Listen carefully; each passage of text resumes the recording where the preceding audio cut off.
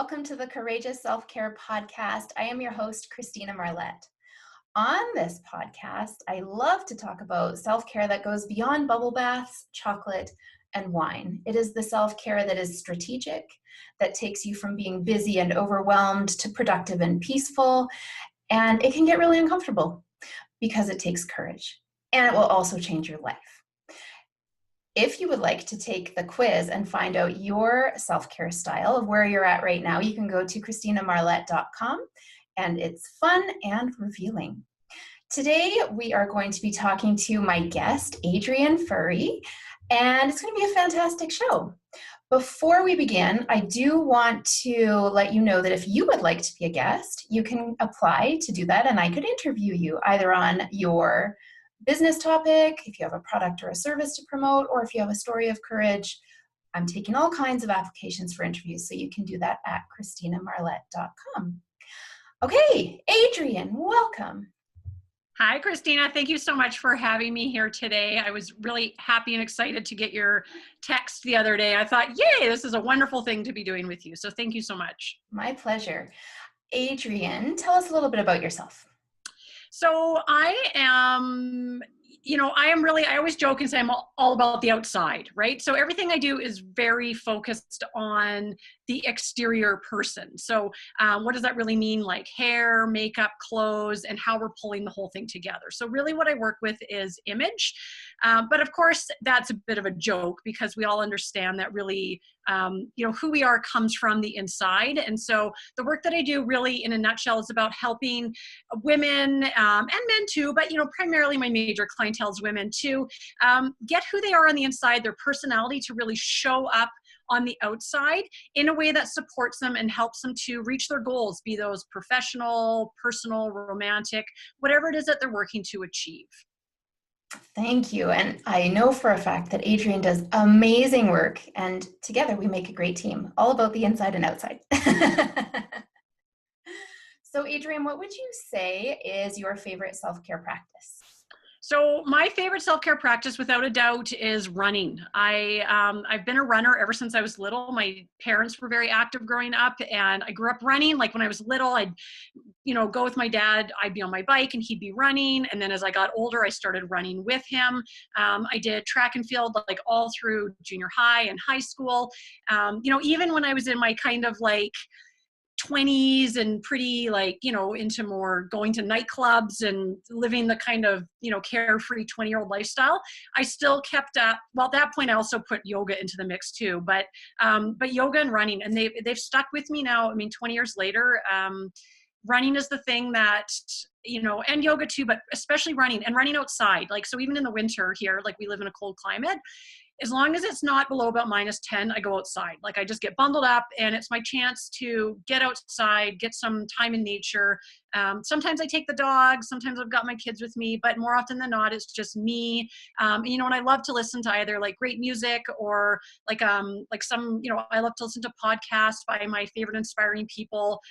It's just one of those things I always find time for. And when I don't, everything else seems to fall apart. So it's always like number one on my schedule. Nice. That's a great explanation. And maybe you might turn me on to running a little bit. That is not my favorite self-care practice at all. But I'm wondering what turns you on about running. So what I love to do with guest experts and guests on the show is get them to share a story of courage. And just before you do that, Adrienne, I'll explain briefly in case you didn't hear the very first episode where I explained what courage actually is. There's a huge difference between bravery and courage. So the thing about courage is that it's not that we're fearless. It's that there is fear. We are very aware of the fear, and we need to decide that what we're going to move through the fear towards.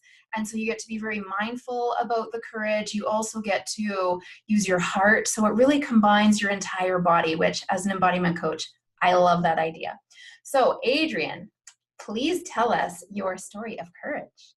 So my story of courage, and I love what you just said about embodying and using our whole body, because the story that, when I was thinking of like, what story would I share here? The one that immediately came to mind was when I was in my kind of mid to late teens. So I'll give you like the quick backstory to it. When I was about 14, 15, for a variety of reasons, I got turned on to the power of clothing and appearance in terms of how I could exert influence and control over my state of being, like my state of mood, my feeling, the degree of control that I felt like I had over my environment, and also my ability to exert influence and control to some degree over my environment and how people perceived me, right? And so that was when I was like 14, 15, and the details of that is another story for another day. But then flash forward a few years, and the story of courage that came to mind that I really wanted to share was I was about 17, maybe 18 years old, and I was taking the bus. I was going downtown. I was heading out to, it was probably like a Friday night. I was going out to meet some friends of mine downtown, and I was taking the number 3 northbound on Elva Drive, heading into downtown. And I remember I was very dressed up, right? By this point, I was really starting to have a lot of fun expressing my sense of self through clothing and taking some real fashion risks. And I can still remember what I was wearing, speak about that embodiment, right? Like I can sort of imagine still the clothes of my body. And I had this long, quite dramatic sort of long black jacket and this really cool hat. Anyway, so I was on the bus, and there was a younger boy sitting at the back of the bus. He was probably like, I'm going to say maybe, I don't know, like 12, something like that. And he was just sitting there by himself, minding his own business. And one of the bus stops, these 2 boys got on the bus. And I don't know how old they were, like a few years older than this boy, but maybe a year or so younger than me. And the 2 boys got on the bus. They clearly didn't know this other kid, but they immediately started kind of picking on him. Like they were saying things to him and trying to get a reaction out of him. And it was late enough that the bus was kind of quiet. It was basically just us sort of at the back of the bus, and the bus driver's up at the front doing his thing. And I was sitting there, and I was getting more and more flustered as I was sort of watching these 2 kids basically bully this other boy. And he just kind of kept his head down and was trying to just sort of diffuse the situation and ignore them and hope that they would stop. And I was sort of sitting there, and I could feel my sort of heart starting to pound, and I was getting more and more flustered watching this happen because like I'm a very, I guess like empathetic person, right? So my heart was starting to really go out for this other boy. Anyway, one of the 2 bullies then stood up, walked over to this other boy and took his hat off his head. He was wearing like a ball cap or something. And so basically stole his hat and then sat back down on the bus. And then they're like, laughing away to themselves, thinking how cool they are and what sort of badass jerks they were being. And I sat there for a second, and something you have to know about me then and even now is I'm a very like conflict avoidant person, probably to a fault. Like I really avoid conflict. I'm uncomfortable in conflict. I'm certainly not one to throw myself into the middle of drama or anything like violence or anything like that. Like I tend to just sort of shy away from it. And but in this like huge surge of kind of confidence and courage and bravery and all these things, I just stood up and I marched over to these 2 bullies, and I just snatched the hat out of their hands, and I walked over to this other boy and I gave him his hat back. And then I turned to the other 2 kids, and I can't remember what I said, but it was something like, F off and like leave this kid alone. And I totally stood up for this boy, and I sat back down, and I just felt like my heart was like, like I had the courage and the bravery to stand up and help someone that didn't feel like they had the power to do something for themselves. And it was such a defining moment for me of like, I can do this. Like I can be the type of person that not only stands up for myself, but can stand up for other people that maybe for whatever reason aren't in a position to be standing up for themselves. And, do I credit the clothes entirely? I do in large part. I think it had been an evolution to get to that stage because by that point I'd already been starting to play around with more empowered, powerful styles of dressing and really tapping into the style of like clothes and makeup and all those things. And, it was almost like it was my superhero costume that I was wearing, right? That allowed me to like feel this like surge of confidence. And and flash forward today, I still feel that way. Like when I have to be dressed and do something like even something like this, where I'm going to be on camera with you, and there's going to be how many, who knows, hundreds of people, maybe thousands of people viewing this, getting up, speaking, right? Like you and I are both in that speaking world. Even going out to like a social function, maybe where I don't know people. I will dress in a way that makes me feel confident. It's almost like it's my secret superhero costume. So that is my storage of courage and bravery. And it really just like, it sparked something really significant in me that has stuck with me in such a big way all these years later. That is a powerful story, and yay for you, especially conflict avoiding. I know all about that personality characteristic, and I can feel how much it took for you to overcome that fear. So the thing about courage is that there is an ideal on the other side, like love or compassion or passion or justice. What would you say was on the other side of that fear? Because you didn't stay in your seat, you got up. What was it that you thought was worth moving through the fear for? I would say love and compassion, and it's the same thing that I think when I look at my clients or anyone I talk to that's struggling in some way, in a way that I think I could help, whatever that means. And so I think when I think of that boy sitting there, I put myself in his shoes and how it would feel to feel like that, where you've just felt like you didn't have the power, and that if someone else felt that they had within them the love and compassion to be able to step in and help, then why wouldn't you, right? Like, it's like, of course we're going to help. And yeah, so for me, it wouldn't be justice. I don't think I'm really a justice person. That doesn't come, not there's anything wrong with that, but that doesn't come top of mind for me. I'm always like a love, compassion, empathy person. Yeah. Right or wrong is where I go. Yeah. Yeah, I'm not big on justice either. Otherwise, I'd be a lawyer or something.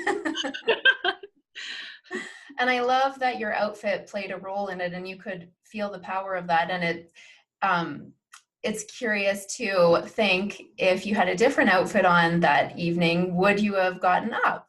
Well, probably, but how clothing but yeah. Power.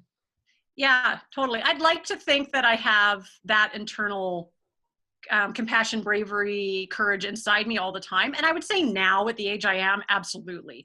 But then I don't know, it was still new. Right. And I still think that there's so much power to be had from the talismans and the important sort of things that we adorn ourselves with, or the energy that we step into, right? It's kind of like, hey, I'm stepping into that energy today. However we do that, like with our self-care practices, which I know you've got great self-care routines.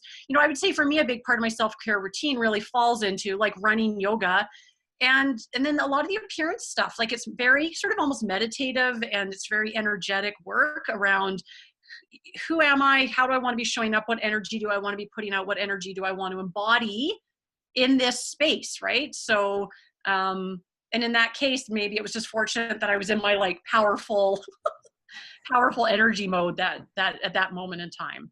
Yeah, I love that. So we're having fun on the Courageous Self-Care podcast here, hearing about Adrienne's story of courage. And we're going to pause for a moment, and I would love to invite you, if it feels right, to apply to become a sponsor of this show. You can tell we're doing important work here because it is just in the beginning. They are really affordable sponsorship spots, and you can go to ChristinaMarlette.com to apply and to learn more. Okay, so we're going to wrap up in a couple of minutes. I have some rapid fire questions that I'm going to ask you, Adrienne. Are you ready? Let's do it. Okay.